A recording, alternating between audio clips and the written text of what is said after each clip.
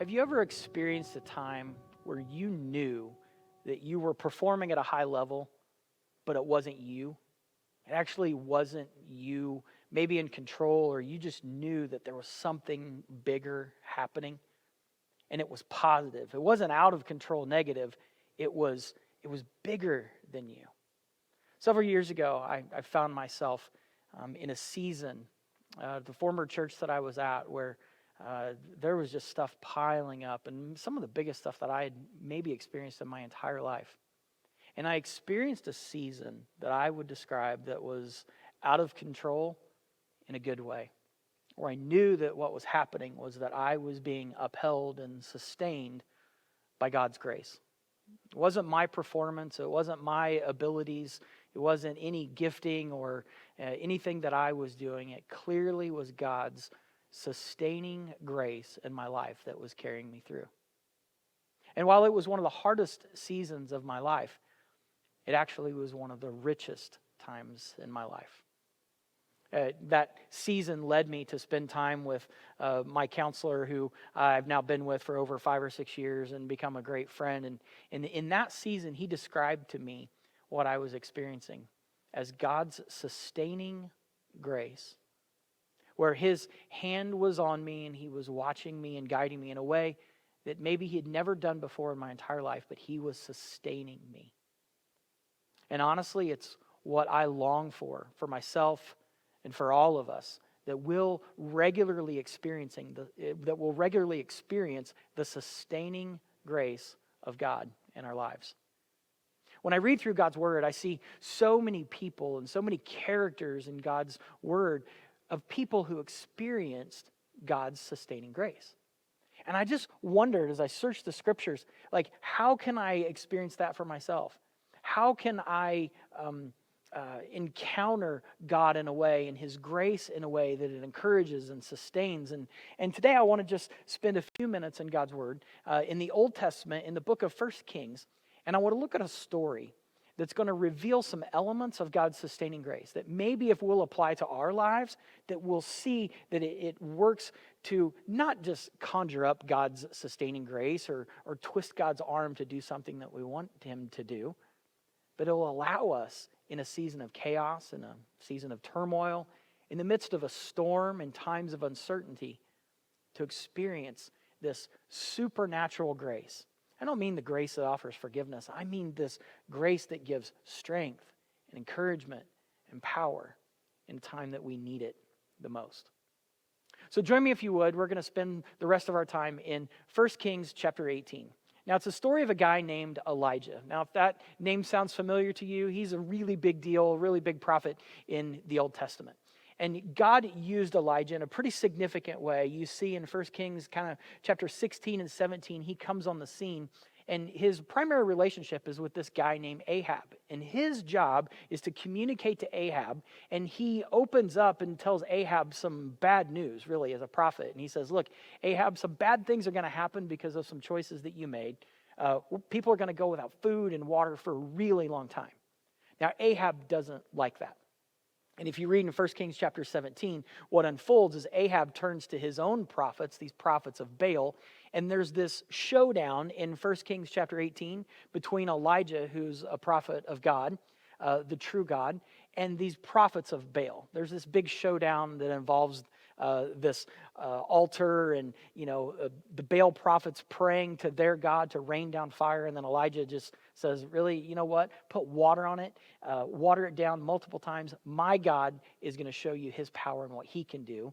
And God shows up and burns up the altar, and everything's in smoke, and the prophets of Baal are killed, and Elijah essentially wins and shows off God's power and reveals God's power. And then we're going to pick up the story with this conversation between Ahab and Elijah.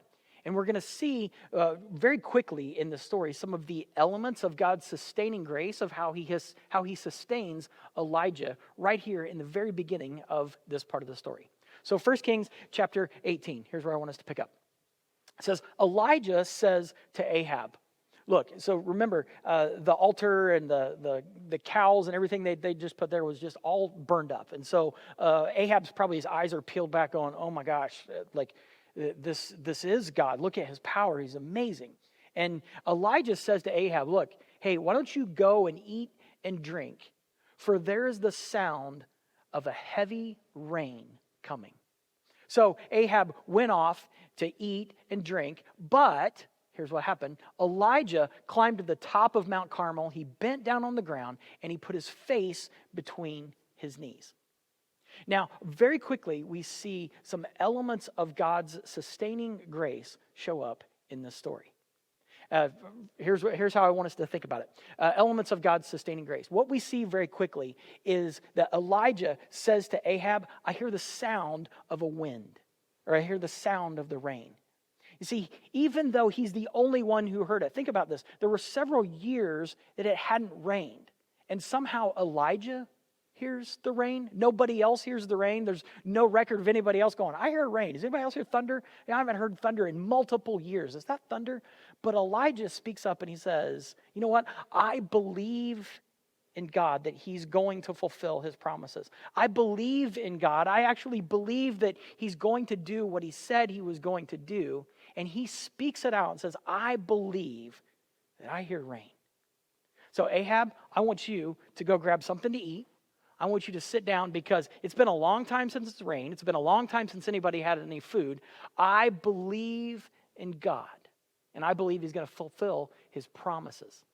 It's one of the elements of sustaining grace. When I look back on that season in my own life where I experienced God's sustaining grace, I knew that I had to go back to the scriptures. I knew that I had to lean on past experiences in my life. I knew I had to anchor in something bigger than my own thoughts because what was in front of me was so big, I didn't know how I was going to get through it. And Elijah, he looks at Ahab and he says, I believe in God. And maybe it's rain, maybe it's not, but I believe that God is going to show up. We see Elijah beginning to experience God's sustaining grace. The story goes on. So he tells him, I want you to go eat. And then he goes to the top of Mount Carmel. And the text, it just said that he sat down and he put his head between his knees. And just kind of picture him just sitting there on a rock. He's got his head between his knees and he's praying. And then he says to his servant, he says, hey, look, I want you to go and look toward the sea, he told his servant.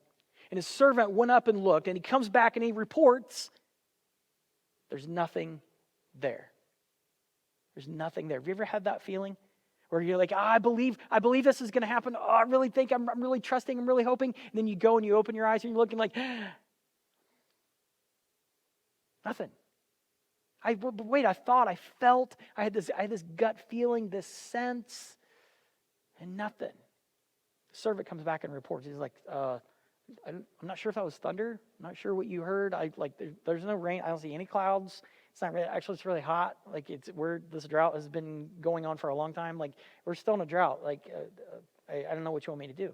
So he sends him back, and 7 times he says, go back. 7 times he says, I want you, anything yet? No, I was just there. Okay, go back. And Elijah is in this pattern, and I want us to recognize this pattern that Elijah is in. He's in this pattern on the top of Mount Carmel. While he's believing in God, he's also in this pattern of experiencing God's sustaining grace. The pattern that he's in is he continues to pray and he continues to seek out God. So the elements of sustaining grace that we see in the story already are belief that God is going to do what he said he was going to do. But Elijah continues to do this. He continues to pray with God. He continues to spend time with God.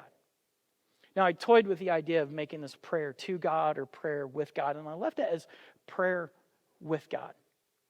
Because it's this idea of a relationship. It's back and forth. It's not just telling God what we want. It's spending time with him and listening to him. And honestly, for what we're talking about in the series, it's being anchored in a relationship, not in a byproduct. Yeah, but I prayed once and then it didn't rain, so all bets are off. Elijah continues to wrestle with God. Denny talked about that several weeks. He was talking about Jacob, how Jacob wrestled with God. Elijah continues to wrestle and to pray with God, even though the servant comes back and was like, hey, I just I even got on the Weather Channel. There's not anything on the radar. Nothing. Like, I don't see anything coming. Like normally my knee acts up when it's going to rain. Like, my knee doesn't hurt. The Weather Channel says nothing. I'm not seeing anything. Yet God continued to provide Elijah with this sustaining grace. I know that because Elijah continued to be fervent in his prayer. He continued to sit there and pray and to seek God. And even though the servant came back and said, I don't see anything yet, go back. I want to see what happens. I'll continue to pray, but keep checking, keep checking. The text goes on. The 7th time the servant reported, Elijah, a cloud as small as a man's hand is rising from the sea. I would have loved to have been there for that conversation. Elijah, I didn't hear thunder, but off in the distance, I kind of put my hand up. It's about that big. Like it's not huge, but I put my hand up. Like it's way off in the distance. But I think there may be something. I think God may be up to something. You keep praying, and I keep checking, and I saw nothing. But then just a little bit ago, I went out there and I put my hand up. Like it's about that. It's not huge, but there's something out there. Have you ever had that season where you feel like it's never going to end? Where you feel like there's no hope? And then you get this glimpse. You get a glimpse. You get a picture. Maybe. It's not huge, but just a little picture that's going to be okay. I think those are elements of God's sustaining grace. I think it's a little bit of a gift from him because he said, I see the cloud as small as a man's hand. And Elijah then says, look, go and tell Ahab, the guy that witnessed all this, go and tell the king, go and tell him, hitch up your chariot and go down before the rain stops you. Because look at this belief that he has in God. He says, I believe that cloud, which right now is the small as a man's hand, I believe that that's a storm. And I believe that God is going to deliver. And you tell Ahab, he better get in his chariot and he better go because it's not just going to rain. It's not just going to sprinkle. It's going to pour. Tell him to get in his chariot before the rain is so big that it stops him. Meanwhile, and then this is where God shows off and God begins to fulfill this. Meanwhile, the sky grows black with clouds. The winds rose. A heavy rain started falling. And Ahab rode off to the city of Jezreel. I love this. I love this. God continuing to give Elijah this sustaining grace. Elijah, you continued to wrestle and to pray and to seek me. And God gives him that grace and says, you know what? It started small. It wasn't instant. You had to wait on it. But God shows him how big he is. I need to be reminded through God's word that he doesn't always instantly react and respond in the way that I want him to my request. If I look backward on my life, I'm actually thankful for that. It sounds like a bad country song, right? Like sometimes I thank God for unanswered prayers. I think somebody actually wrote that song. It's this. I'm actually glad at times that God hasn't answered my prayers in the specific timing, the specific way that I wanted. Because his ways are higher than my ways. And sometimes, and this is crazy, and I don't get this, and I don't always enjoy it, and I don't always like it, but that's how he reveals his sustaining grace. Because God sustained Elijah while he was on the mountain, giving him the grace to continue to seek him in prayer. That's not easy. I'm not this prayer giant that I can tell you my prayer life is like Elijah, where I can sit for hours, with my head between my knees, just praying and seeking the Lord. I want to do that. I want to be like that. I want to experience God's sustaining grace. But that's not always the case in my life. When I look back on that season that I described to you, where I was going through that hard stuff and it involved the death of a very good friend of mine, a guy that I worked for It involved the turmoil and everything that came after that in helping lead and guide a church through the death of their founding pastor. I would love to say that what happened was that God responded to my requests and everything worked out because I was fervent in prayer. It's not exactly how it happened. It happened because of this third element that we see in the story of God's sustaining grace. Because yes, Elijah believed in God, and yes, Elijah prayed with God. But then look what happens next in this story. Remember, Ahab has just taken off in his chariot. He's just taken off. The rain is pouring down. And I picture Elijah standing there. He's soaking wet, and the rain is pouring, and then it hits him. Oh, wait a minute. If Ahab gets to Jezreel before I do, his wife, who's out to kill Elijah, he's going to tell his wife what I did to her prophets, and this is going to be bad, and she's going to kill me, and it's going to be awful. He has this, I picture him having this aha moment. And then the power of the Lord came upon Elijah. And tucking his cloak into his belt, he ran ahead of Ahab all the way to Jezreel. Now this piece of the text, this is so, I love this part of the story because when I actually sat with my counselor and was talking about how am I going to navigate this season, he began to talk to me about sustaining grace and how God gives us supernatural power at times when we can't do things on our own, but yet God has a will and a desire and is sovereign, is going to fulfill his plan regardless of us, that he gives us this sustaining grace. And he brought me to this story. And what I learned about the story is it says Elijah, he tucks his cloak into his belt and he runs while Ahab is in a chariot. Ahab was in a chariot, had a head start. Estimates are somewhere between 6 and 14 miles is the distance that they had to go from where they were to Jezreel. So he has a head start in a chariot with a horse. Elijah is on foot, soaking wet in the rain. And yet, the power of the Lord came upon Elijah. And tucking his cloak into his belt, he ran ahead of Ahab all the way to Jezreel, and he beat him there. How did he do that? How did he do that? The only explanation is God's sustaining grace. Elijah had, let's look at sustaining grace. Elijah had this. He had belief in God. He had belief that God was going to win. And then he prayed with God. He sat there on the mountain. God, okay, God, I want this, like you can do this. I want to demonstrate your power in the rain, and the famine is over, and people are going to be able to drink, and the rivers are going to rise again. This is going to be amazing. But then he realizes, oh no, I'm dead. If he beats me there, and the queen, and all of this. See, he had to depend on the power of God.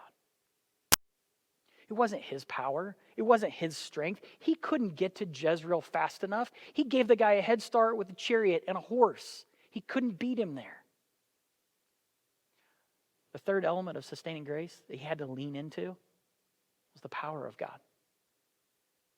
And I got to be honest, in that season I went through in my life, I tried to muscle up and I tried to power up on some of the issues and the stuff that was brewing all around me. And it stretched me as a leader. It stretched me as a manager.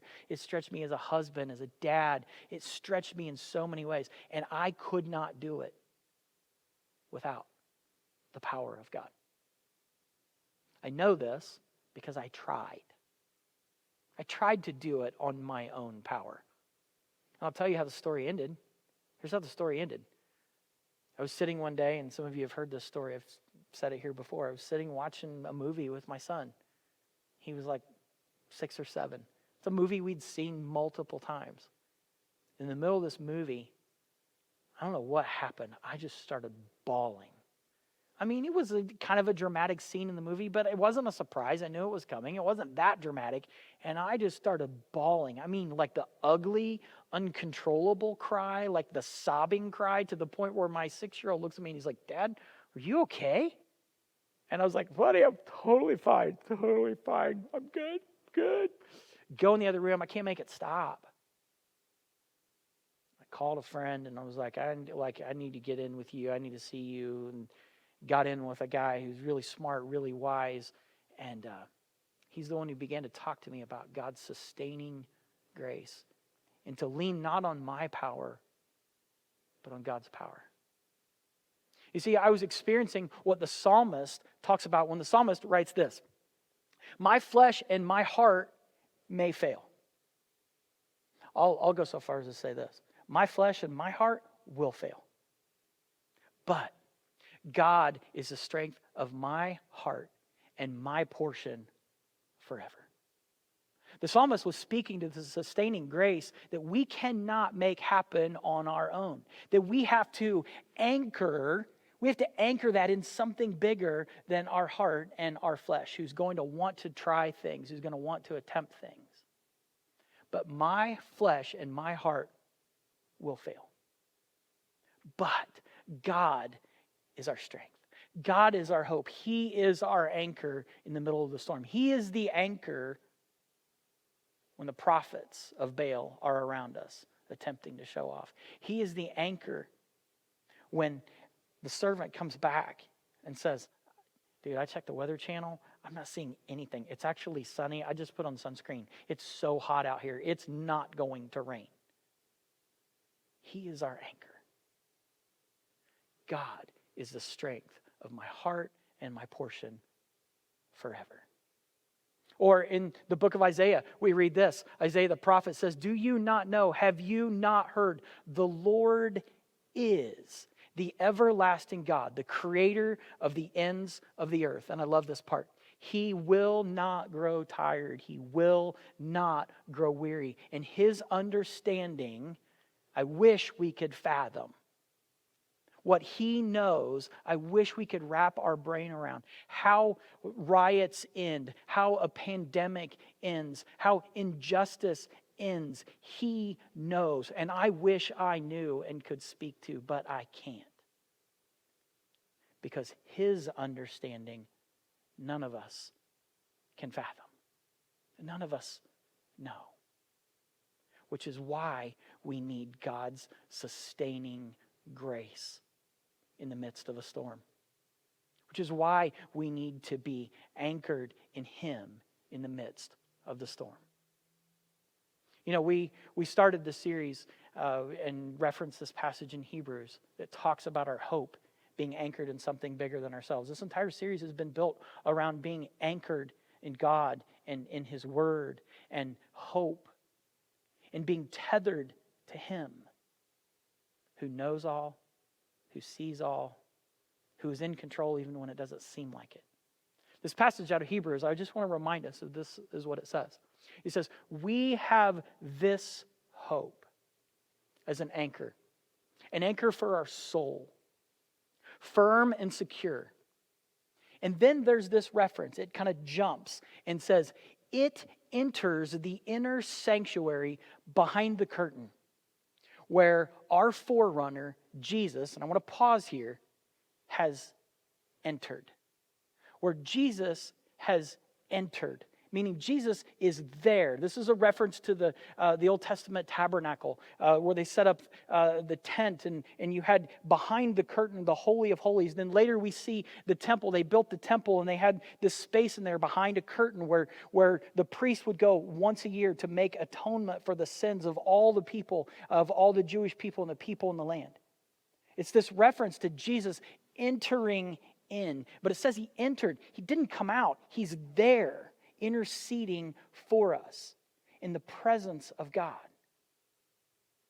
And we have our hope as an anchor, firm and secure. Jesus entered the inner sanctuary behind the curtain, where our forerunner, where he entered, and he's there on our behalf. And he has become our high priest. He's the one that intercedes for us. He's the one that cares for us. He's become our high priest, not for a season, not just for a pandemic, not for a time of chaos and a time of frustration and a time of hurt and pain in our country.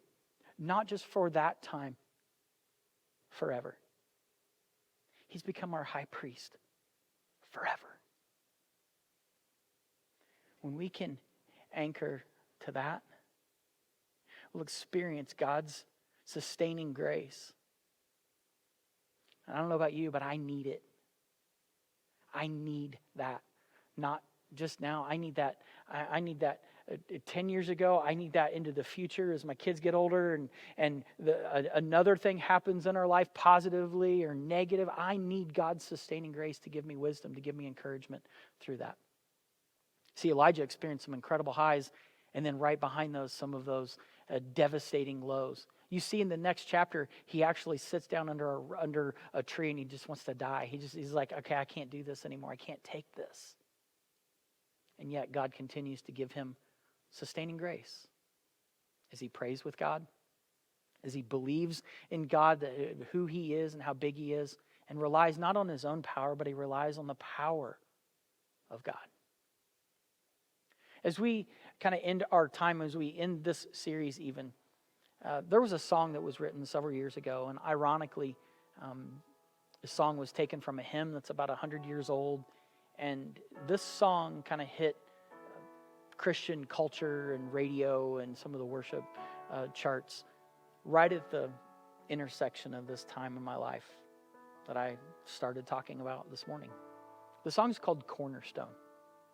And as I found myself in this season of hurt and pain and confusion and being in over my head, this song just kept playing over and over, and we would sing it in church. And it's a song that talks about Christ being our cornerstone in our lives, being the anchor in the storm. There's actually a particular line in this song that says, "My anchor holds in the veil." And I sang this song and I would hear it and listen to it, and I just kind of would sing it, and the song would minister to me and it was very encouraging, but I never really knew what it meant until I spent time looking at the song and the lyrics of this, and I realized my anchor holds within the veil. What veil? Is that a bridal veil? Is that like what veil? It's the veil that we read about in Hebrews chapter 6. The curtain that Jesus went behind to be in the Holy of Holies, to be in the presence of God, to intercede on our behalf forever. He's the anchor. And we tie our anchor. My anchor holds within the veil. So get out of the headspace of this, of a ship's anchor, and you got to be in the ocean. Just use the metaphor for just a second that we tether our life to Jesus, who is behind the curtain, who is our high priest in the Holy of Holies. He is there interceding on our behalf, that my anchor holds within the veil. We tether to him in the storm. And he becomes our cornerstone. He becomes the thing that tethers us, that gives us strength, that gives us encouragement, that gives us sustaining grace, regardless of what we're experiencing, regardless of what's going on in the world around us. I don't know. I don't know what Elijah felt. But that guy, when you read 1 Kings, he was in storm after storm. And literally, we just read he was in the storm, which was this beautiful imagery of him being, poured on in the rain, and God going, yes, look, see, I fulfilled my promises. And then right after that, somebody wants to kill him, and he wants to curl up and die. He had to be anchored in something bigger than circumstances. He had to be anchored in something bigger than his own abilities, because he couldn't run that fast. He had to be anchored in the power of God, and he had to pray with God and believe that God was going to fulfill his promises. As we sing this song today, may this offer you encouragement. May it offer you strength. May it serve as a reminder to all of us that our anchor does hold when we're tied to him, when we're tied to Christ, and he loves us and cares for us and provides for us and has a plan for us. And our anchor holds when we're tied to him.